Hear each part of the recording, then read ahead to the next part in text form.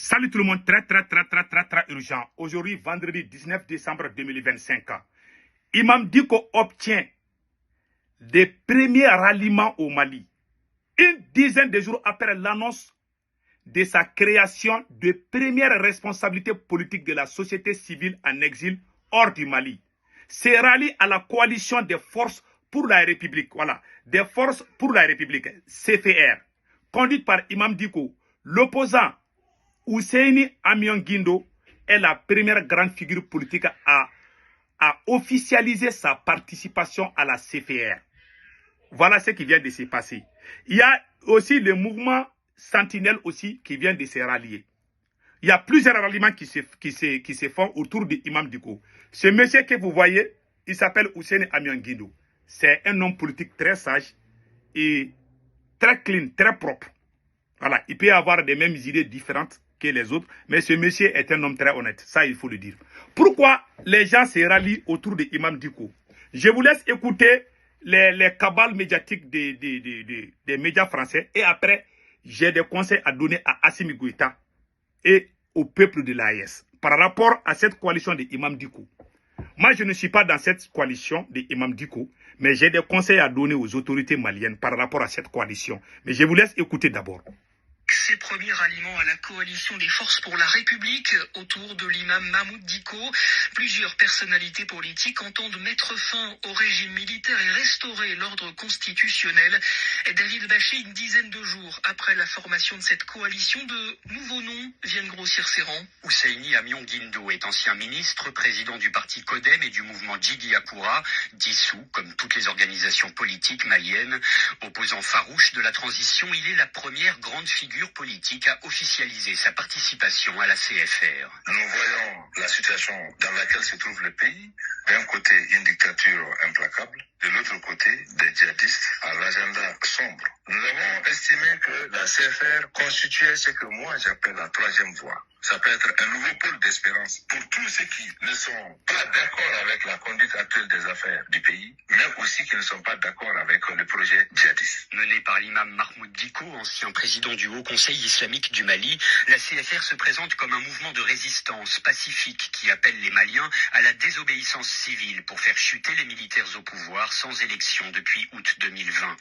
Autre ralliement officialisé ces derniers jours, ceux d'Abdoulaye Koulibaly, président du parti ICAP, et Doumar Abdou Touré, président de l'association Kaoural Renouveau. Imam Mahmoud Dicko incarne depuis des années une voie morale républicaine profondément attachée à l'intérêt du peuple malien. Sa capacité à rassembler fait de lui un repère incontournable dans le combat actuel. Plusieurs autres personnalités pro-démocratie confient à RFI attendre une prise de parole de Mahmoud Dicko avant de faire connaître leur adhésion.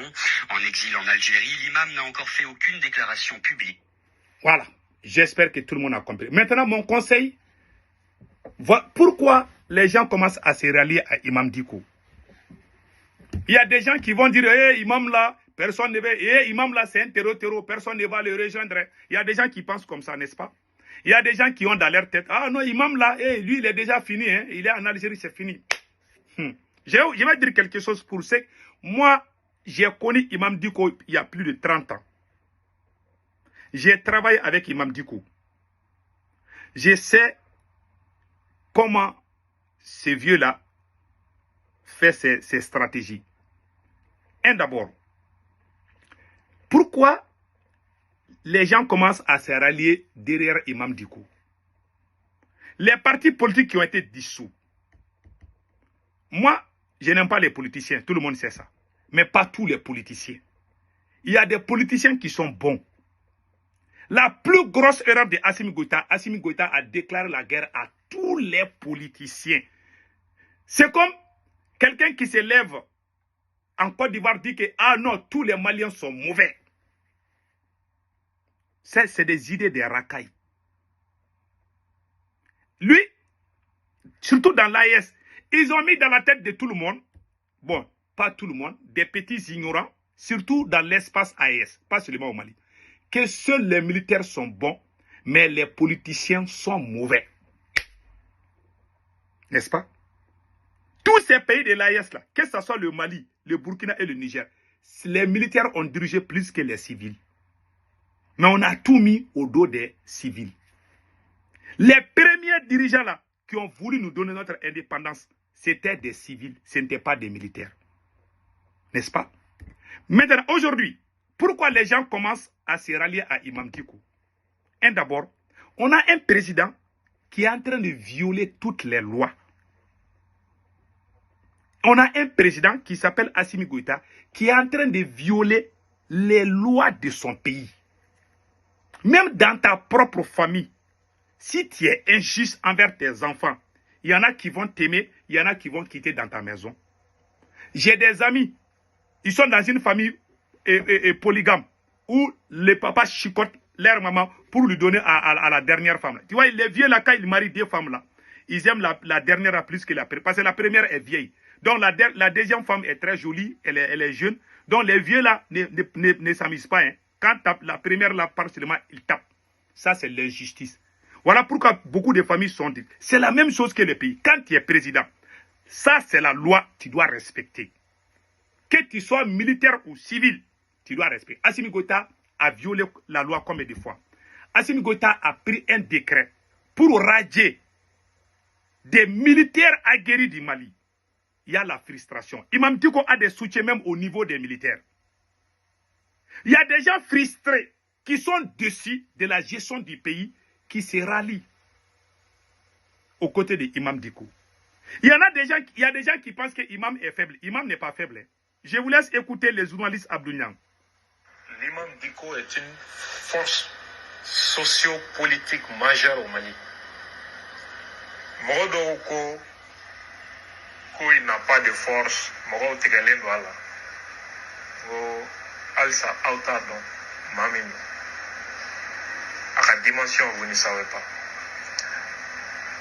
Lui, quand il parle,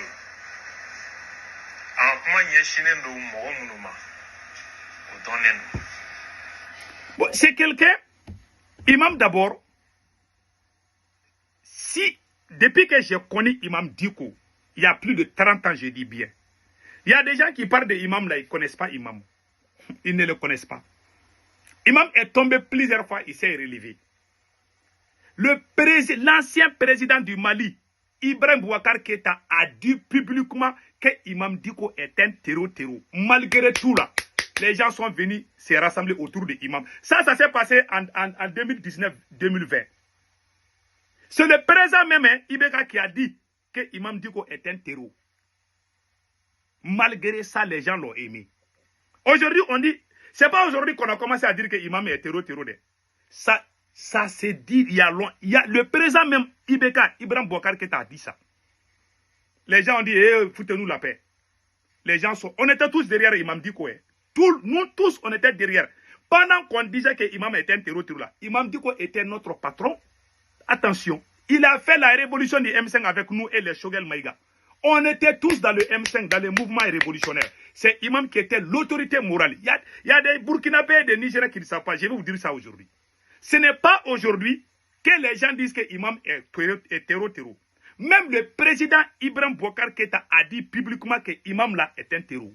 Malgré ça, il a pu mobiliser une grande force qui s'appelle le M5 RP. Si vous voyez que le M5 a marché là, Choguel Maïga était le président du comité stratégique. Mais l'autorité morale, c'était Imam Dicko. Et puis, les shérifs de Nyoro, c'était les deux grands. C'est pour ça que moi, je respecte les religieux là. Ils étaient avec nous. Pendant ce temps, c'est le président même qui disait que Imam Dicko est un terreau. Malgré tout, nous tous, on a entendu ça, ce n'est pas aujourd'hui. Hein. Ce n'est pas parce que Imam Dicko est parti. Beaucoup de gens, surtout le côté du Burkina Faso, beaucoup de gens pensent que c'est maintenant qu'on dit que Imam est terreau. On dit que Imam Dicko est terreau il y a plus de 10 ans. Les gens sont en train de chanter. Ça ne passe plus dans la tête des Maliens. Imam Dicko, il tombe, il se relève. Il tombe, il se relève. Donc, le président même est sorti dire que Imam Dicko est un terreau. Mais malgré ça, il est venu prendre la tête du M5 RFP. Il a cartonné et le président a été chassé par les militaires. Les mêmes militaires qui ont chassé Ibeka ont travaillé avec Imam. Après, ils ne sont pas entendus. Je ne suis pas en train de dire que Imam est bon ou bien il n'est pas bon. C'est un stratège. Imam Dicko n'adhère jamais à un mouvement s'il sait que ce mouvement-là ne marche pas. Ce mouvement qu'ils ont créé là, où Imam Dicko a pris la tête là, il a rassuré.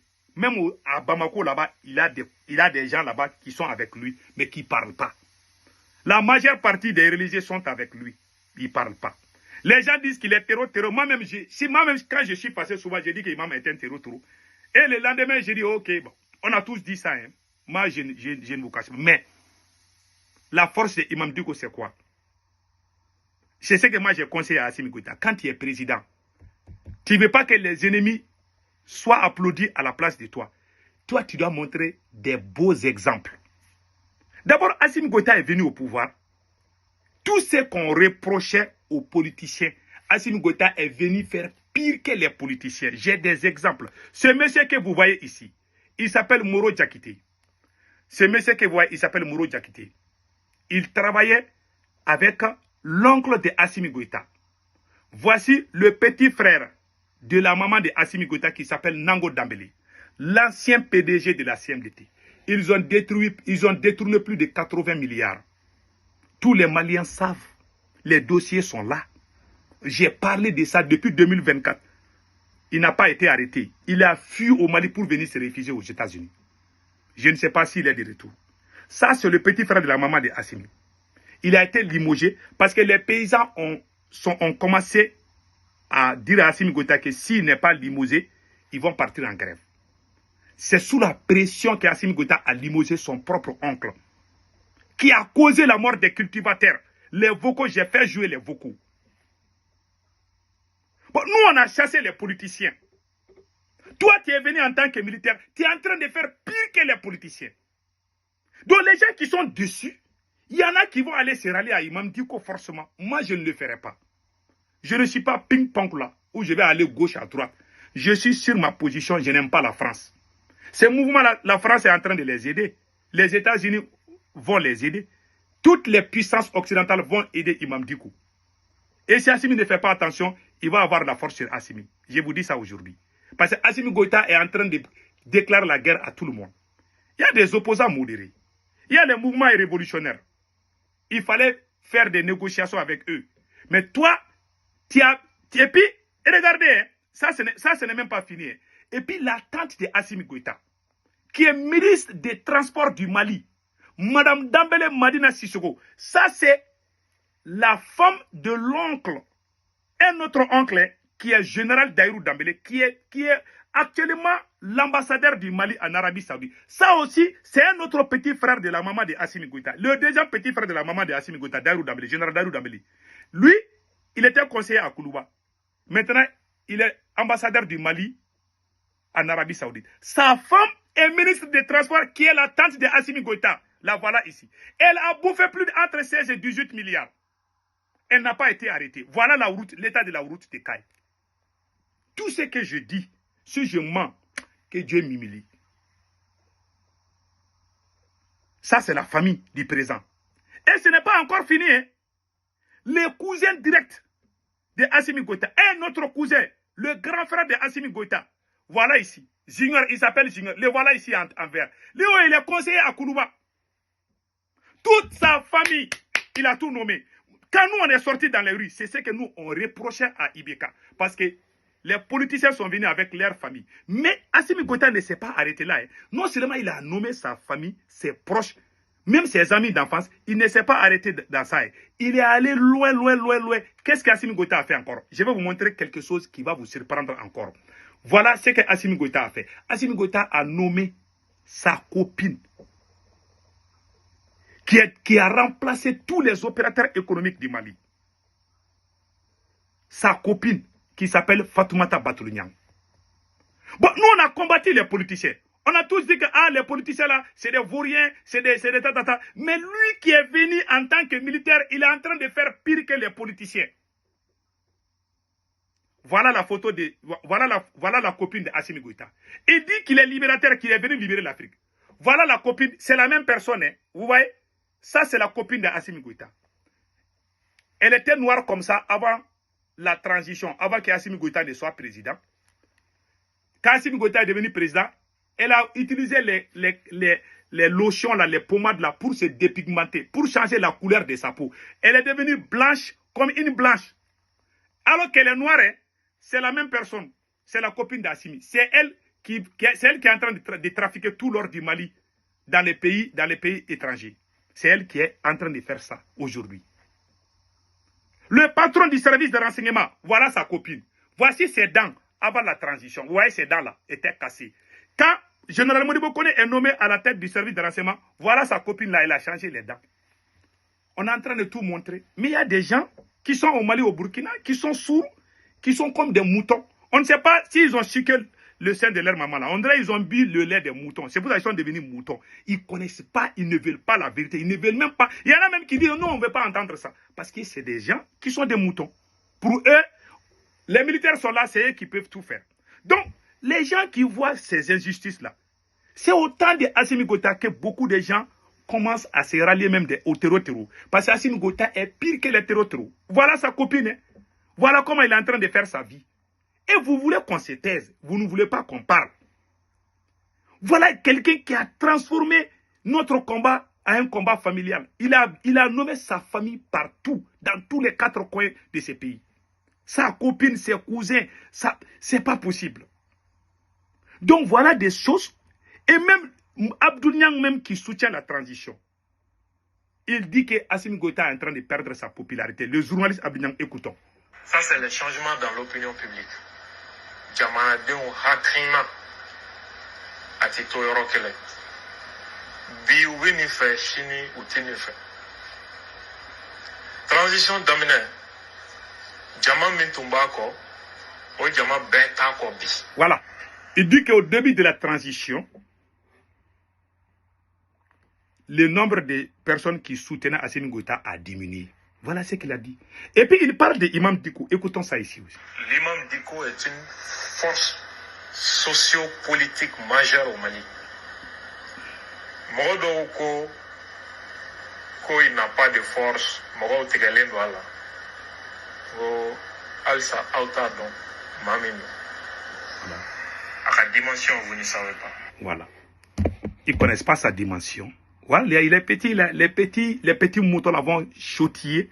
Ah non, il n'a pas de force. Il pense que c'est fini comme ça. Non, c'est pas fini. Ce sont les mauvais comportements comme ça qui poussent les gens. Imam Dicko n'a jamais raté sa cible. Il n'a jamais raté sa cible.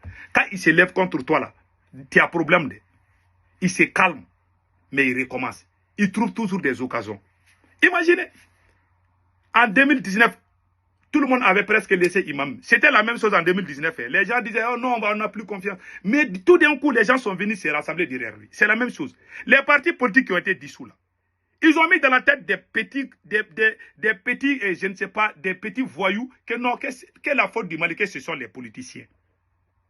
Un militaire a dirigé le Mali pendant 23 ans. Un autre militaire est venu au pouvoir pendant 10 ans. 33 ans, n'est-ce pas? 33 ans. Un autre militaire est venu au Mali pendant 5 ans, 38 ans. Un autre militaire a dirigé pendant 1 an, 39 ans. De l'indépendance à nos jours, les militaires ont dirigé le Mali entre 39 et 40 ans. N'est-ce pas? Oh, j'ai oublié, la transition de 91, là, ça c'est 1 an, 18 mois. Donc, les militaires ont dirigé le Mali, si je ne me trompe pas, 40 ans.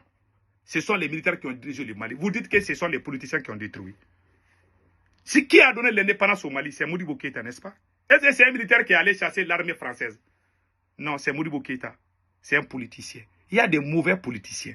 Ces idées bidons que vous avez dans vos têtes là, moi je ne suis pas dans ça. Ça dit que c'est des gens, les idées moutons, les gens qui ont les idées moutons, c'est eux qui réfléchissent comme ça. Ils sont venus, non, on veut les militaires. Et puis, même quand il y a coup d'État dans les autres pays, ils sont contents. Ils ne savent même pas si ces militaires-là. Ils ont applaudi les coups d'État au Gabon. Là. Ils ont vu que les méchants avec la France, ils sont devenus bouche bée. Quand il y a coup d'État, ils sont contents, quoi. Et ils sont contents parce que ce sont des âmes. Ils n'ont rien dans la tête. C'est des cerveaux, ils ont des cerveaux de moutons. Il faut éviter de donner l'air de moutons à vos enfants, là, quand ils sont petits, là. Parce que quand ils grandissent, là, ils vont devenir moutons. Voilà. Parce que quand un bébé boit lait de mouton, là, il va devenir mouton. Il n'a pas de cerveau pour réfléchir. Il suit les gens comme des moutons. Il y a des gens comme ça. La plupart de ces gens-là, je me demande quand ils étaient bébés, là, est-ce que c'était pas ça? Donc c'est ça. Donc voilà les raisons qui font que les gens ne veulent plus ça. Voilà. Donc c'est tout. Donc la montée en puissance de Imam Dicko, Si Assimi Goïta a chassé ses camarades militaires, combien de fois Assimi Goïta a pris un décret sans passer par le jugement pour chasser ses camarades militaires? Il y a la frustration au sein de l'armée. Même au moment où je vous parle, il y a eu des attaques terreau à 20 km de Bamako. Ils sont allés brûler les usines. Les gens voient la faiblesse de Assimi. Ceux qui pensent que l'imam est faible, l'imam n'est pas faible aujourd'hui. Mais on prie Allah de protéger notre pays. C'est tout ce que moi je peux dire. Je ne suis ni d'un camp ni de l'autre. Mais je dis, c'est pourquoi les gens vont y rejoindre l'imam. C'est à cause du mauvais comportement de Assimi. Tout ce qu'on a reproché aux politiciens là, lui il est devenu pire que eux. Un voleur, un coureur de jupons.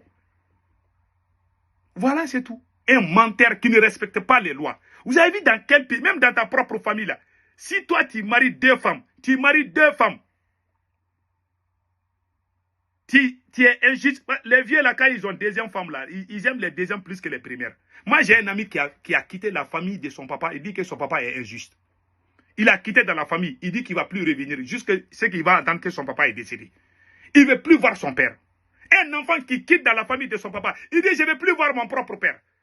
Ça veut dire que ce n'est pas parce qu'il est maudit, parce qu'il voit ce qu'il voit là, ça lui fait. Si c'est Assimi Goïta, il y a des Maliens, super Maliens, qui peuvent insulter tout le monde, ils ne peuvent pas aller en prison parce qu'ils soutiennent Assimi Goïta. Mais quand tu n'es pas avec Assimi Goïta, tu as problème, tu parles, tu as problème, tu respires, tu as problème, tu parles, tu as problème, tu critiques, tu as problème. Même quand tu manges, tu as problème, quand tu n'es pas d'accord avec Assimi. Donc le Mali est devenu la propriété privée de Assimi aujourd'hui. C'est ce qui se passe. Dans ce genre de pays-là, ce genre de président, quand il tombe, ça va se terminer par le carnage. Je vous dis, il y aura des gens qu'on va cibler dans les rues. Les gens vont le faire. Quand un président un président voyou tombe là, ces entourages-là auront problème avec la population. C'est au temps de Assimi que tu vois les Maliens. Je n'ai jamais vu un seul Malien qui a soutenu un terreau à visage ouvert. C'est au temps de Assimi. Parce qu'il est... Quelle est la différence entre Assimi Goïta et les terreaux? Les terreaux violent les lois. Lui, il viole les lois. Il est en train de chasser. Il a chassé ses camarades militaires. Il a humilié une femme générale du Mali qui s'appelle Nema Sagara. Il a humilié ses camarades militaires. Il a menti sur eux. En toute violation des lois. Il n'a aucune preuve que ces gens-là voulaient faire coup d'État. Vous voulez que les gens soutiennent un voyou à la tête comme ça? Ah non, les politiciens là, on ne veut plus les politiciens. Toi, tu es plus malien que les politiciens. Il y a des politiciens qui ont fait de grandes choses au Mali. Modibo Keïta, le premier président, il était quoi? Il était politicien, non? Qui a amené la monnaie malienne, le franc malien? Ce n'est pas un politicien. Qui nous a mis en France CFA? Ce n'est pas les militaires. Ce sont les militaires qui nous ont mis dans la gueule de la France. Ce n'est pas les politiciens. Ce sont les militaires, les premiers accords avec la France. Ce sont les militaires qui ont fait ça. Quand ils ont fait coup d'État en 1968.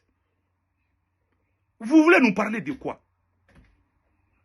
Les plus grands voyous qui ont détruit l'Afrique, la plupart, ce sont des militaires.